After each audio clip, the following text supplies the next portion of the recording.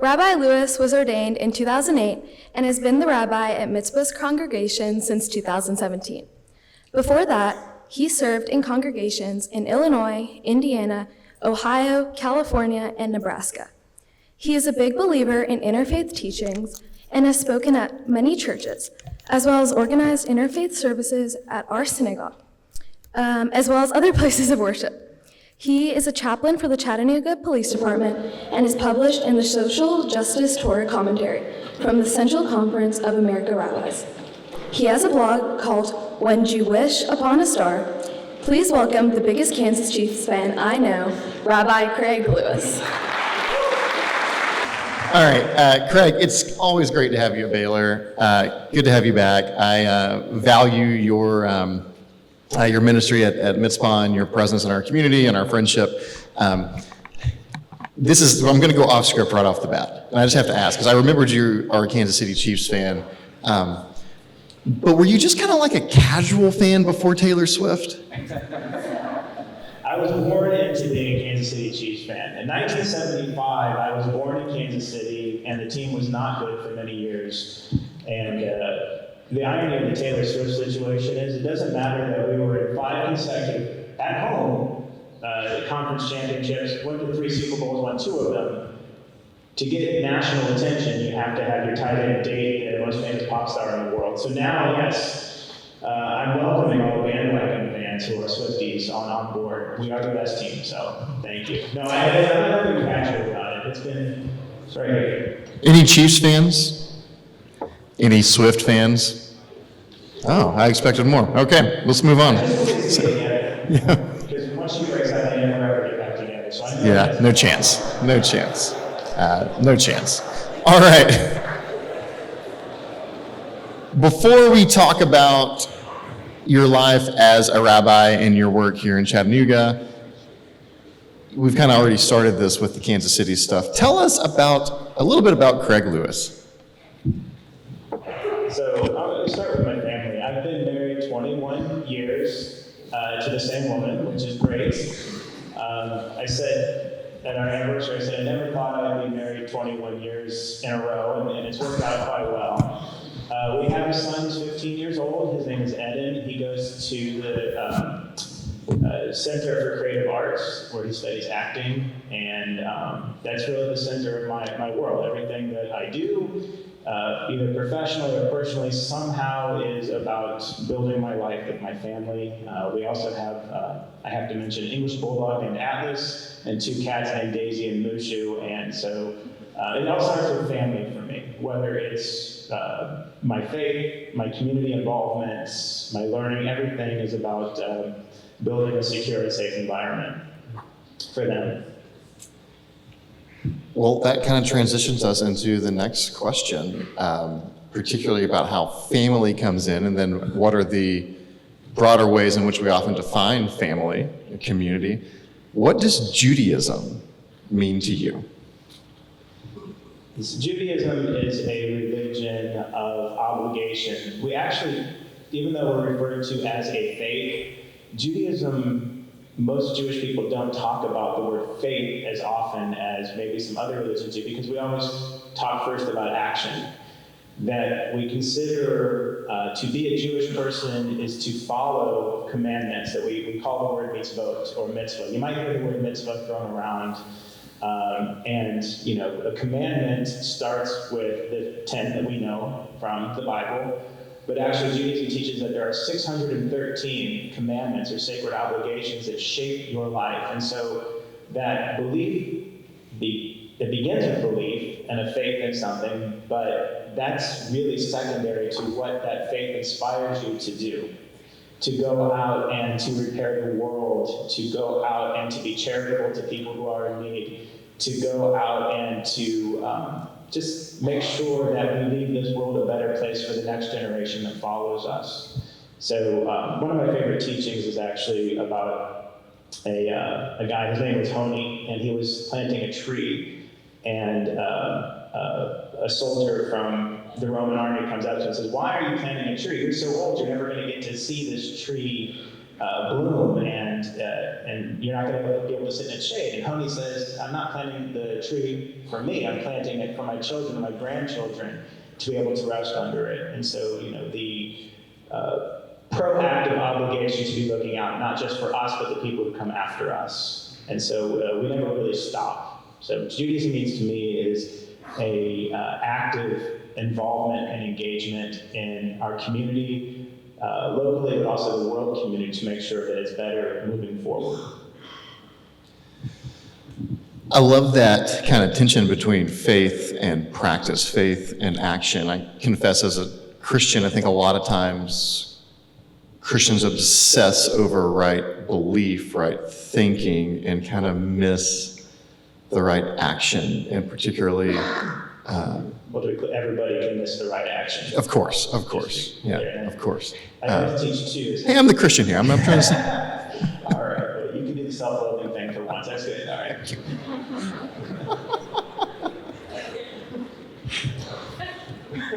Right. But I think about the scripture in the Torah, for your children and your children's children and your children's children and your children's children. And forgive me for butchering this. L'chaim? Yeah. Is that good? Is that right? Yeah. To life, right? To life. And the life is for those who come. I mean, it's for you, but it's really for those who come after you. It's like this investment that continues to grow in the future generations. Absolutely. L'chaim is an expression that means to life. It's actually when you toast over a beverage, you actually clink it. Like Coke? What? Like Coke? Yes, Coca-Cola or Diet Coca-Cola, if that's your jam, whichever one is your preference. Yes, you would clink it and say L'chaim or cheers. But it's also an expression of saying that at the end of the day, life matters more than anything. And in fact, we talk about preservation of life can supersede any other commandment.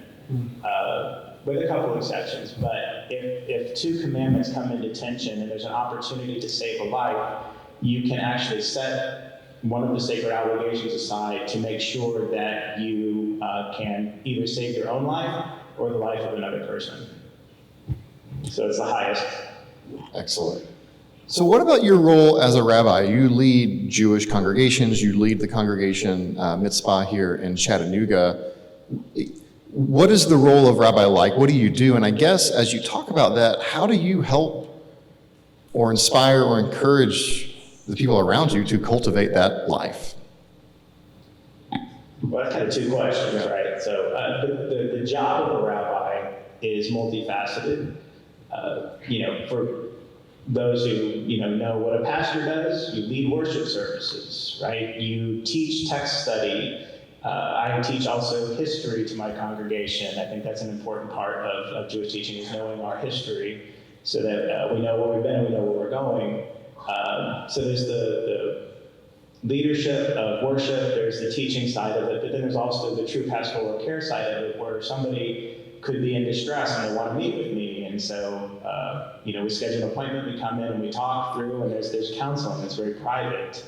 There is also the life cycle events, weddings, funerals, births of children, when we do the celebrations of babies when they're brought into the world, official naming ceremonies and covenantal ceremonies to welcome them, and visiting people in the hospital. So, there's always something different to me, which I think is why I love this job, is I do have a touch of ADHD, and so I never have to be doing the same thing all day long.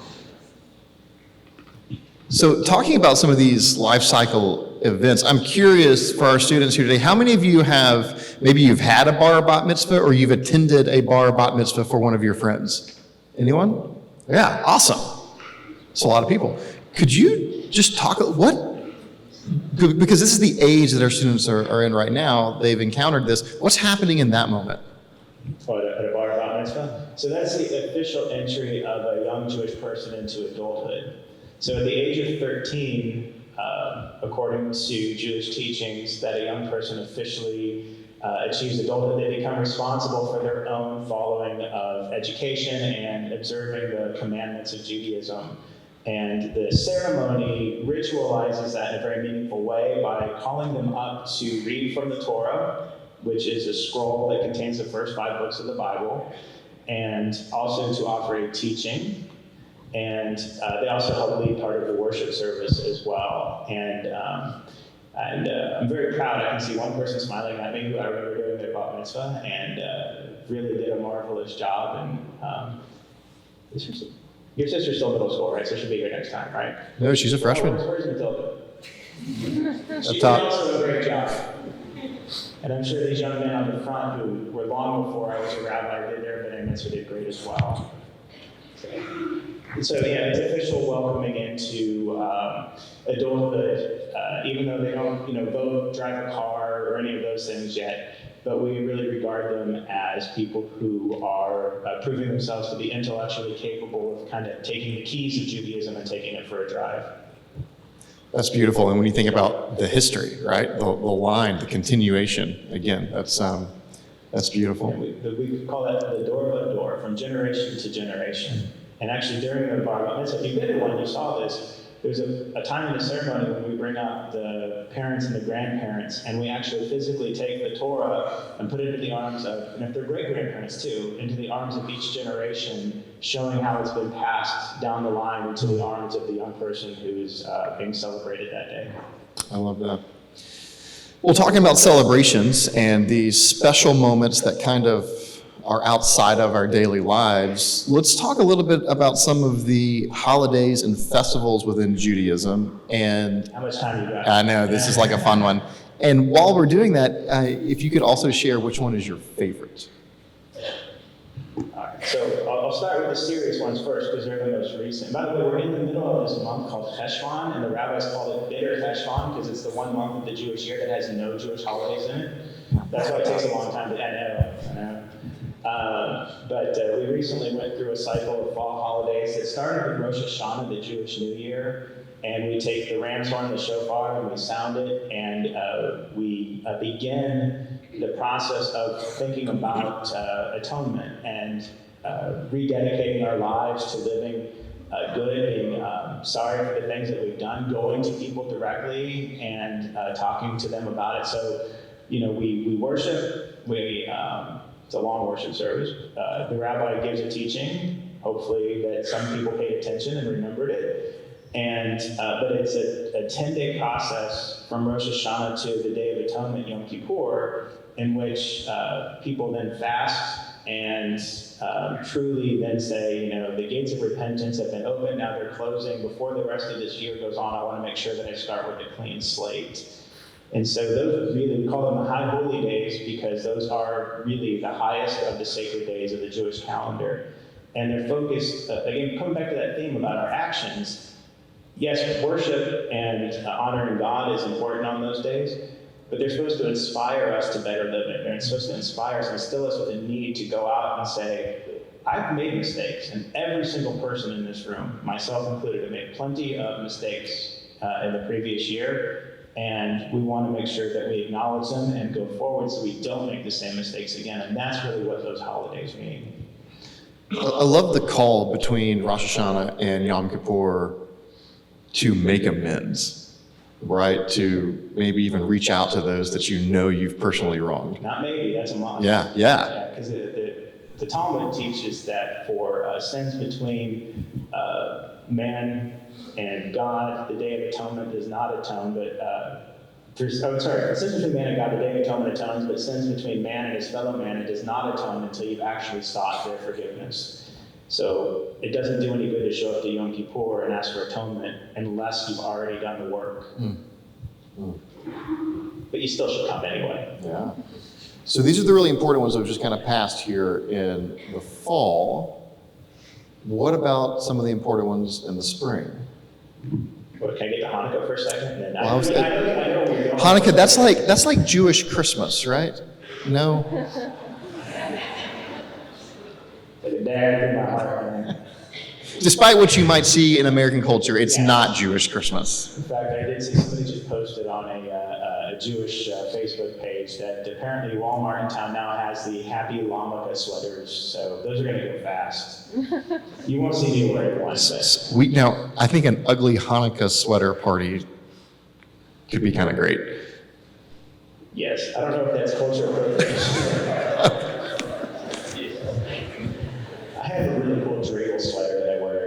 works. Cool is a That different works. thing. I don't know if it's cool, but I have a Drake sweater that I wear every year. It's a cardigan. So despite falling in a similar season as Christmas, it is really thematically and functionally not at all associated with Christmas. They're both beautiful holidays that are filled with light, filled with presents, and so on. If you've ever heard of Hanukkah Harry does not actually play into anything that we do during Hanukkah. That's if you're watching Saturday Night Live in the 80s, I'm sorry. But it's a holiday that celebrates independence, that Israel had been occupied by an outside army that was dominating them, and a small group of Maccabees, led by Judah Maccabee, fought against this larger army and defeated them. And Hanukkah is a celebration of religious freedom at the end of the day, and we light lights to commemorate that. We bring light into the world through our Jewish living and celebrating our freedom. And then there's a story of a miracle where they could only light the lamps in the temple for one day, but that oil lasted for 8 days. And so we have 8 nights of light that we light. So it falls similar time of year, same time of year roughly, but just could not be a more different holiday. And I know what you want me to talk about. After Hanukkah, between Hanukkah and Passover, we have this holiday called Purim, which is my very favorite holiday. Jewish Mardi Gras. Yeah, it can be a Jewish Mardi. It's kind of like calling Hanukkah the Jewish Christmas, but I'm not going to say which one's better. Actually, I probably think Mardi Gras would probably be better. But Purim is based on the book of Esther. So it's the biblical book of Esther. Again, another story where an evil person, his name was Haman, wanted to annihilate all the Jews of Persia. And through the heroism of Esther and her cousin Mordecai, they were able to overcome Haman's plot and defeat them. And so we celebrate. And part of the celebration is to have as much fun with the story as you possibly can. So we read from a scroll, the scroll of Esther. People dress up in costumes, that's why it's kind of like Mardi Gras.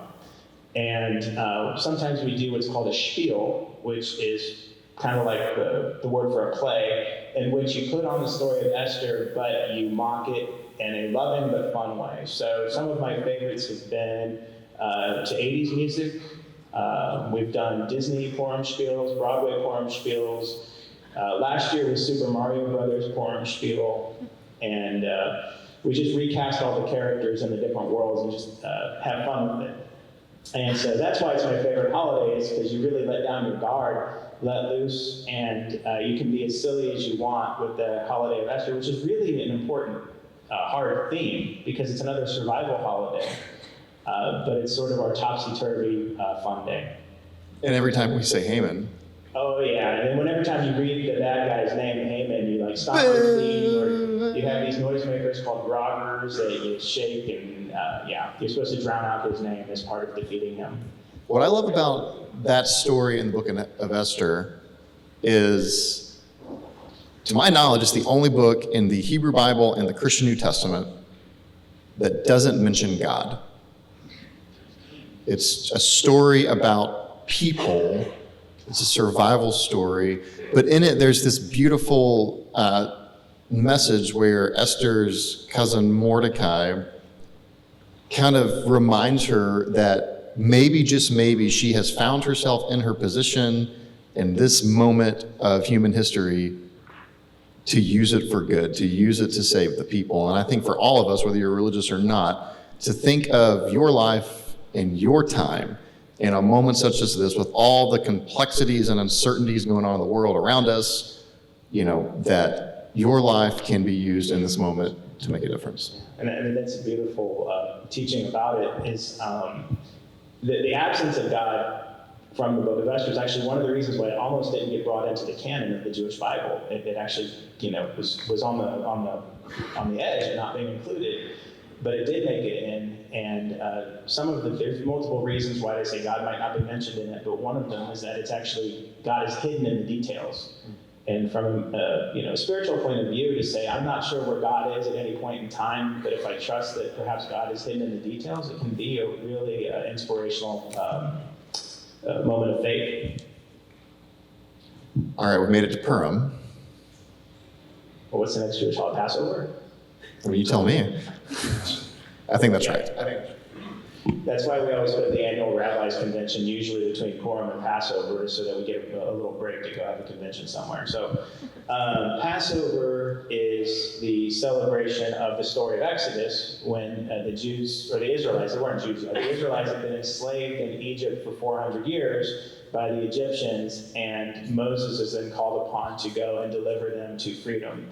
And we retell the story of Moses. There's a book called the Haggadah. It's a Hebrew word that literally just means the telling. So we retell the story, and you eat foods that symbolize the entire story of Passover. It's like matzah.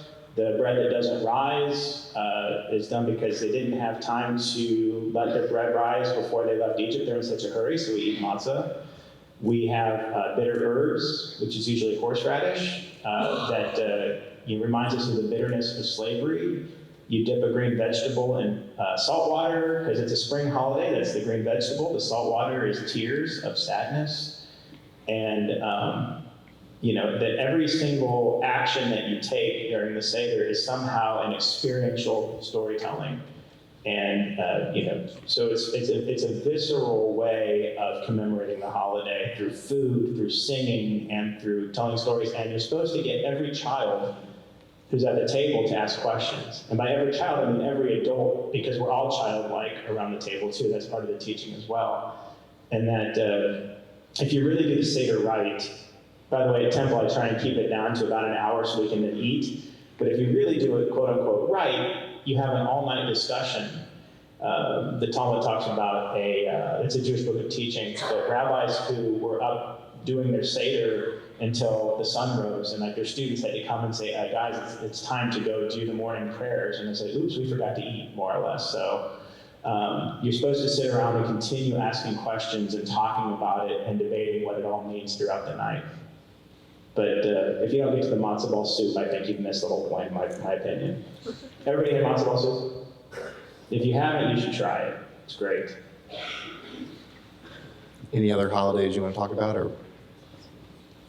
I think those are the best ones. Those are the best ones. Yeah, I think so. Yeah. I think so. I could talk about Shmini Atzeret, but I'm not even. Yeah, let's not do that. All right. I want to move along because I want to see if there are any questions that you all have. So just final question from me. What's something you wish people knew about Judaism, or what's something you wish people knew about the Jewish experience? Well, that's a good one. I could have a wish list a mile long. Then Hanukkah Harry could make it happen, right? I think at the end of the day, living as really, especially in Chattanooga and in the South, but as a distinct religious minority, is I wish people knew that there is a real difference, fundamental difference in faith, and that we're okay with that. We don't feel the need to be changed or to change. And I know that within the Christian faith, there's a move to say that we want to bring more people to understand our faith and our understanding of redemption and then follow it. But to a Jewish person, that actually feels like not a gift, but an affront and an insult, and it makes us very uncomfortable. So I have congregants who tell me all the time that they, at work or at school, that someone says they're praying for them because they're Jewish, or they're, they want to invite them to their church group because they're hoping that they'll see a different reality. And what I would love people to know is to just accept differences and then celebrate the differences. And I understand it's a fundamental principle of Christian religion to try and bring people in, but Judaism does not believe in proselytization or trying to bring people in. And so there's a real breakdown in understanding that can happen. So I really just, like I said, understand and celebrate the differences rather than trying to change each other. It makes the world a lot easier to live in. Well, I'll just say that one of the things that I love about you is, because I feel the same way, is commitment to interfaith friendships and partnerships and work in Chattanooga and everywhere else. I could just, there are a lot of different kinds of Christians, right? Just like I know there are different denominations of Judaism. I don't feel that way at all. But what I can say is my understanding as a committed follower of Jesus, I cannot fully follow him without also honoring and respecting the faithfulness of the Jewish people to God's covenant. You know, my understanding of Jesus comes out of that, and I feel that I have so much to learn from Judaism, you know, that can help me grow in my own faith without feeling like we need to change one another. Well, and Judaism has changed since the time of Jesus too. So I mean, I think if Jesus, Moses, or Abraham, or any of them walked into one of our synagogues, they would scratch their head and go, "What?" They'd feel the same way about churches too. Yeah. It's they've all over time adapted and changed. I mean, I'm Reformed Judaism. I mean, that's Reform. That was part of our name. That is the foundational principle of what Reformed Judaism is to have made adaptations to bring Judaism into modern times. So, so I think it's important to always keep one foot grounded in the tradition, but always have another foot walking towards the future at the same time. But you can end up doing the splits, which is difficult if you do that. But I had a theology professor at Wake who said that good theology is a local narrative stretching towards a universal horizon. And so for me, there's that traditional commitment that forms you, but this spirit of openness at the same time. It's beautiful. And I know we had a New Testament class when I was in rabbinical school, and it was taught by a teacher who wrote a book called Modern Jews Engaged in the New Testament, because his fundamental belief was that all Jewish people need to know about the New Testament and Christian theology just so that we can interact with our neighbors, but also know when people are addressing the differences in our religions to understand where it comes from as a principle of their faith, but also then to feel more comfortable in our own faith. And it comes from just wanting a genuine desire to be able to walk in each other's shoes and to feel to empathize and understand each other. It makes it easier to be neighbors that way. And I find so much beauty in the study of most of, when I read the teachings and the things that Jesus said. A lot of them sound like Jewish teachings of Midrash. Not all of them, but a lot of them sound very familiar to somebody who studied Jewish rabbinic texts, because he was in the time when those texts were being developed. He knew about them. So there's a lot of commonality. And when we think about the commonalities rather than our differences, it makes it a lot easier to have moments like this where we're talking very casually. May we have more moments like this. That's right. A casual conversation has been witnessed by a lot of people. So yeah. That's right. I'm going to push the Q&A time to lunch. So Rabbi Lewis will be with us for the rest of the day, not for the rest of the day, but for the lunch time. So if during your lunch you want to come by and ask him some questions, please feel free to do so. Can we say thank you to Rabbi Lewis for joining us today?